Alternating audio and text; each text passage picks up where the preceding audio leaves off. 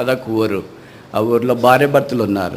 రోజు సాయంకాలం భార్య భర్తను పిలిచి చెప్పింది, అయ్యా మన దగ్గర కొద్ది పిండి ఉంది, రొట్టెలు తయారు చేయాలి, కట్టెలు లేవు, వెళ్ళి కొన్ని తీసుకొని వస్తే నేను సాయంకాలం రొట్టెలు తయారు చేస్తే ఇద్దరు తినేసి పడుకుందాం అని చెప్పింది. భర్త బయటికి వెళ్ళాడు, కట్టుపుల్లన్నీ ఏరుకొని వచ్చినాడు, రొట్టెలు తయారు చేసింది. 5 రొట్టెలు వచ్చినాయి. ఇప్పుడు భార్య చెప్పింది, నాకు 3, నీకు 2.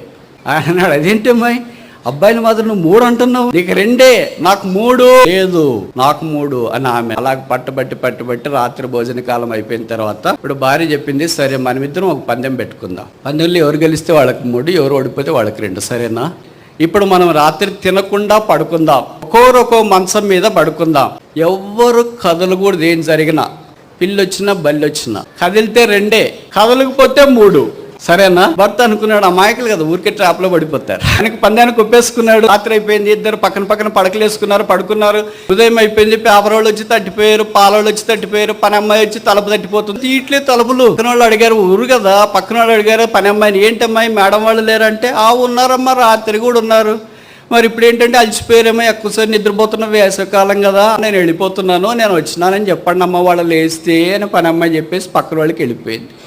అలాగే పక్కన వాళ్ళు కూడా 9 దాకా చూసి, ఉదయం ఏంటి వీళ్ళు లేట్ ఏదన్నా వచ్చి తలుపు కొట్టారు, లేయలేదు. దాదాపు 12 గంటలు ఆ ప్రాంతం దాకా లేకపోతే ఏమైనారో ఏమో అని ఒకళ్ళు ధైర్యం చేసి తలుపు తెరిచి చూస్తామని చూస్తే ఏం లేదు, ఇద్దరు పడకల మీద ఉన్నారు. అయ్యో ఎంత పని అయిపోయిందమ్మా, ఇద్దరు ఒకే రోజు చచ్చిపోయారమ్మా అని వెళ్ళి వాళ్ళ మీద పడి అడుస్తున్నారు. వీళ్ళు లేకూడదు కదా. బయట వాళ్ళు కొంతమంది బ్రదర్స్ ఉంటారు కదా, వాళ్ళిద్దరు చనిపోయి ఎప్పుడో చనిపోయినట్టుంది, మనం అన్ని భూస్థాపన కార్యక్రమం కొరకు ఏర్పాటు చేయాలా.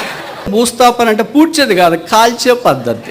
చెక్కులు అది ఇది బాగా అంతా పేరు చేసినారు. ఇంకంతా తీసుకుపోవడానికి బ్రాహ్మణులు వాళ్ళు వీళ్ళన్నీ వచ్చేసినారు, బయట అంతా రెడీ చేసేసినారు.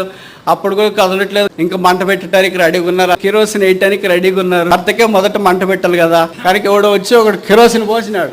కిరోసిన్ పోసిన వెంటనే ఒకళ్ళు ఏం చేసాడు, అగ్గిపుల్లు తీసి కింద పెట్టేశాడు. పెట్టిన వెంటనే మంట ఎగరేటప్పటికి మన బ్రదర్ ఏం చేసాడు, అమ్మో కాలిపోయింది. పక్కన భార్య చూసింది, నీకు 2, నాకు 3. ఇది చితి పెట్టడానికి 5 మంది తాగేసి వచ్చినారు. వాళ్ళు రే ఆర్దయం వచ్చిందిరా, నన్ను పట్టుకుంటానేమో లేసి పరుగో ఊర్లోకి. మనుషులు ఏమయ్యారు, దయ్యాలయ్యారు. 5 రొట్టెలు పంచుకోవటానికి ఇంత హంగామా అవసరమా? 2.5 తీసుకోవచ్చుగా. నా పేరు స్త్రీ. విధేయత చూపించింటే ఎంత బాగుండు. వాళ్ళ పట్టదల్లో మార్పు రాలేదు. ఇది నా దేవుని ప్రజలు అలాగున్నారని తెలియచేయటానికి విచారిస్తున్నా. ప్రార్థనలో పట్టుదల గలవారై ఉండడని వాక్యం చెప్తే, మనం మనకున్న దాంట్లో పట్టుదల కలిగి లోకంలో సాగిపోవటాన్ని పూనుకోవడం విషాదకరమైన సంగతి.